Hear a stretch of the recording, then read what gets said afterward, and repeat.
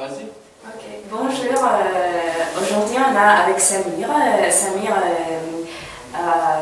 est-ce que tu peux te présenter? Oui, bonjour, je m'appelle Samir, Oui. Rami Samir, et en ce moment je vis en Ukraine, à la ville de Kiev. Ouais. Ça fait presque 6 mois que je suis ici. 6 mois, tu habites déjà? Oui, Ah wow. ça fait presque 6 mois. Je suis ici pour une formation en langue russe. J'aimerais bien avoir un diplôme en langue russe, mais j'envisage de faire des poursuites d'études, mais je ne sais pas encore. Est-ce que ça va être ici ou bien dans un autre pays, je ne sais pas encore. Je n'ai pas encore décidé dans quel pays je vais me Tu as un diriger. peu cosmopolite dans cette question-là. Ah ouais. Non, parce que je vous ai déjà dit, c'est un peu compliqué. Ouais, mais toi en fait tu parles français, mais tu parles pas français quand même. Je parle français parce que j'ai déjà étudié le français. J'ai étudié le français en Algérie pendant 4, 8, 3, ça va faire 11, plus 5, ça va faire 16 ans. 16 ans, tu as fait les études déjà de la français. J'ai étudié le français durant 11 ans. Ouais. C'était des cours primaire, au collège, après au lycée, c'est dans le programme. Chez nous, c'est dans le programme. En Algérie, c'est dans le programme. Après, à l'université, j'ai fait 5 ans à l'université parce qu'en ce moment, je suis diplômé d'un Master 2 en génie des procédés. Mais ma formation, je l'ai fait en langue française. Donc, notre scolarisation en Algérie, c'est en langue française. D'accord, c'est comme chez nous à l'Ukraine, on a fait les formations en ukrainien, en russe, tu peux choisir. Ouais. Pour toi, c'est la même chose, tu peux parler en Non, arabe. chez nous, on n'a pas le choix. Ah, À tu n'as pas le choix. à l'université, c'est en français. Par exemple, à l'université, il y a des formations en français, il y a des formations en arabe. Les formations en français, c'est beaucoup plus des formations technologiques, des formations techniques, tout ce qui est architecture. Architecture quand même. Oui, c'est en français, sciences et technologies. Déjà même nos diplômes sont connus sur le plan international. Par exemple, le diplôme de l'université de celle que j'ai suivie, dans laquelle j'ai suivi ma formation, elle est reconnue sur le plan international. Donc, si tu es diplômé déjà chez toi, tu peux travailler. Je peux travailler n'importe où, même si cool. au Canada, aux États-Unis, en France, en Ukraine. Ah, c'est très bien. C'est très bien, mais en Ukraine, c'est pas possible parce que je ne connais pas la langue. J'ai essayé de trouver un travail, mais problème dedans. Alors, la question suivante, donc pourquoi tu as choisi Kiev pour vivre? Parce que tu veux parler russe ou juste parce que tu as le choix du Kiev, c'est par rapport, ça dépend.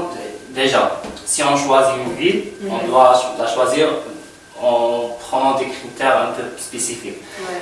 Premièrement, c'est on connaît quelqu'un qui habite dans cette ville, pour nous aider. Oui. En ce moment, j'ai un ami qui vient de l'Algérie. Il habite ici et lui, ça fait 3 ans qu'il habite ici. 3 ans. Ouais. Donc c'est lui qui t'a conseillé de Ouais.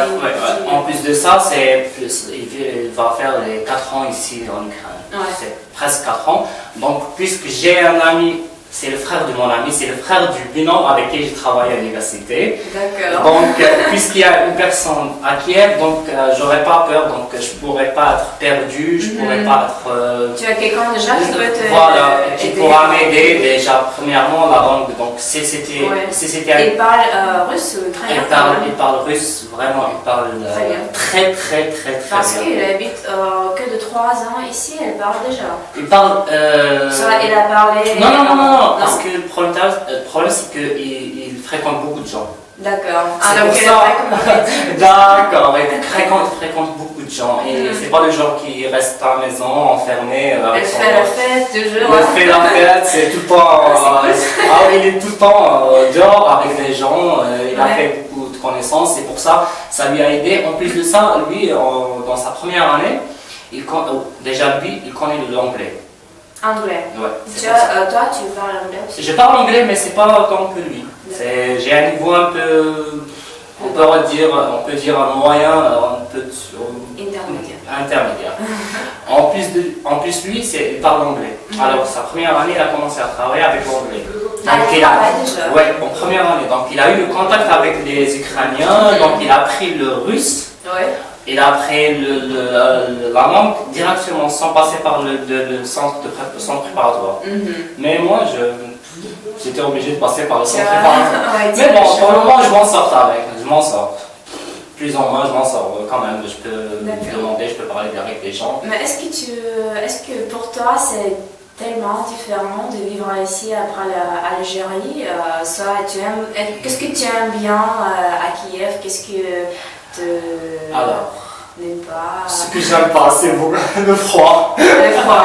C'était très froid. Mais hier, c'était pas vraiment. Bon, hier, ça. Vous savez, ça fait presque 6 mois que j'ai pas enlevé la veste. Ouais. Ça fait 6 mois que je porte une veste. En Algérie, la veste, on va porter, je sais pas, durant 2 mois seulement, pas plus. Non. Mais à Canada, si tu vas y ça dure durant toute l'année. Oui, je sais. Non, parce donc, que. Kiev, c'est pas le plus pire. Non, c'était pas difficile pour moi pour m'habituer à Kiev parce que moi, en Algérie, j'habitais dans ma capitale. D'accord. Et comme vous le savez, la capitale, il y a toujours cette ambiance, du monde, il y a toujours du mouvement. Donc, pour moi, c'est pas différent. Par exemple, chez nous en Algérie, il y a des villes où on ne trouve pas des boîtes de nuit. Il n'y a pas. Mais moi, j'en ai vu des boîtes de nuit, j'en ai vu tout, il y avait tout. Tu vois, genre, il y avait. Une grande ville quand même. C'est une grande ville. On parle d'une capitale. Donc, si on parle d'une capitale, ça veut dire qu'on va trouver tout. On va tout trouver. Donc, même le métro, le tram, il y a tout, les moyens de transport, il y a tout. Donc, c'est presque le même régime. Sauf que ici en Ukraine, il y a une petite différence. Par exemple, les heures de travail. Chez nous, on travaille de 8h jusqu'à 4h, pas plus. C'est vrai? Ouais. Les 4 heures? De 8h jusqu'à 4h.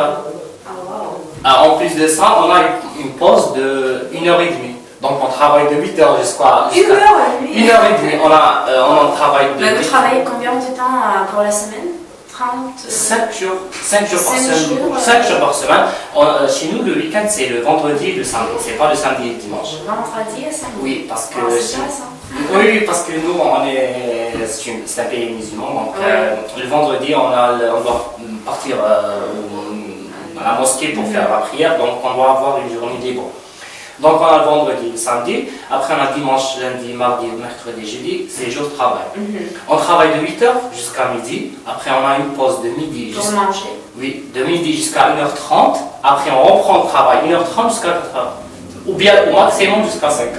Waouh. Pas plus que ça. Mais après vous avez plein de temps pour votre hobby et tout ça. Après on a de 5h à 17h, de 17h jusqu'à demain matin, jusqu'à 7h du matin. C'est quand même cool vraiment parce qu'à l'Ukraine tu bosses jusqu'à 18h, 19h. Il y a des gens qui travaillent jusqu'à 20h. Et en plus c'est froid après, tu peux pas rien faire. Tu veux juste manger, dormir. Après vous allez attendre jusqu'au week-end pour faire tout ce que vous voulez. C'est un peu. En plus de ça. C'est un peu dépressif. Ouais.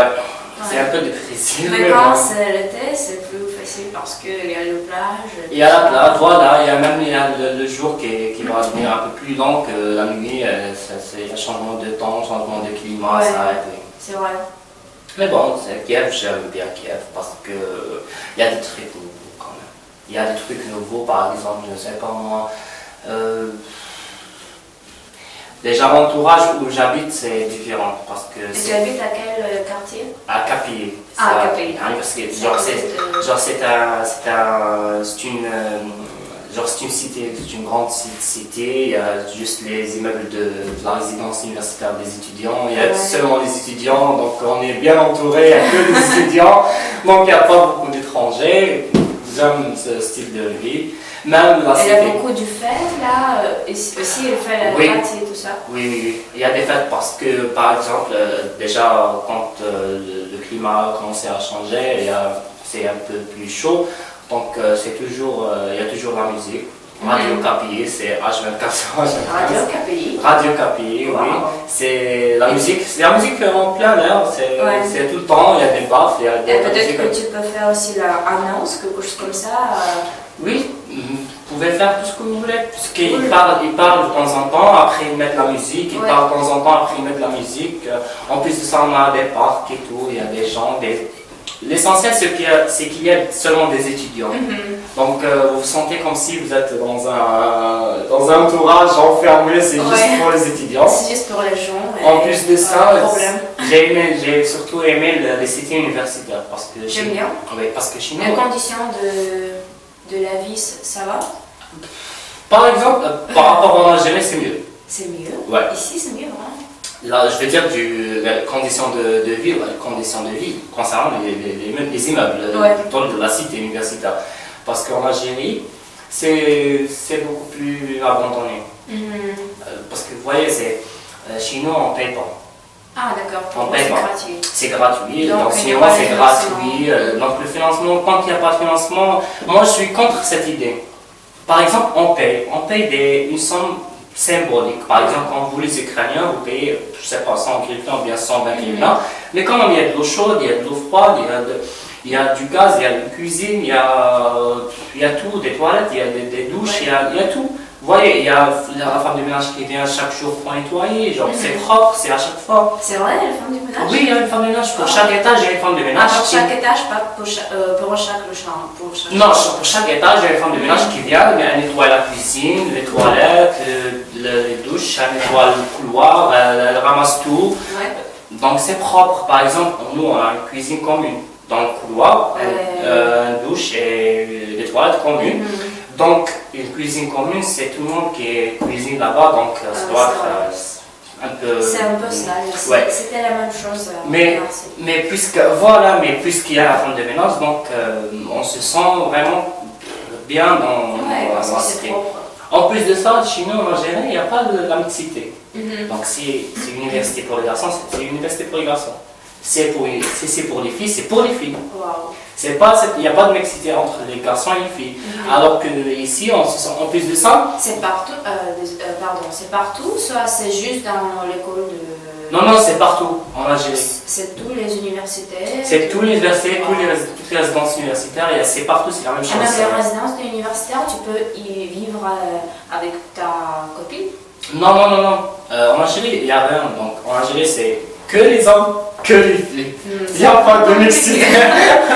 Alors, vous voyez, à force de regarder que des garçons, ça devient ennuyant. Alors, mais ici, c'est super cool parce qu'on se croit comme si on est une famille. Vous voyez, genre, il n'y a pas de... Il y a une complicité, on cuisine ensemble, il y a une certaine ambiance entre nous, j'aime bien cette ambiance. C'est intéressant pour toi, c'est vraiment un peu différent. C'est ça le truc différent. Il y a des trucs différents qui se trouvent pas en Algérie, mais en général c'est presque la même chose, puisque j'ai vécu dans une capitale, donc la capitale c'est toujours du monde, l'ambiance c'est toujours, il y a du mouvement. D'accord, mais ici à Kiev, quand tu vis, est-ce que tu as quelque chose qui te manque vraiment de ton pays, ou je sais pas, de la communication avec les amis, les parents, les familles, ou ça, je sais pas, avec la nourriture, le monde, je sais pas, les autres choses, sauf le climat, je sais que le climat... Le climat ça manque, oui, le climat ça manque. Le soleil... Plutôt c'est le climat ça manque, vraiment ça manque.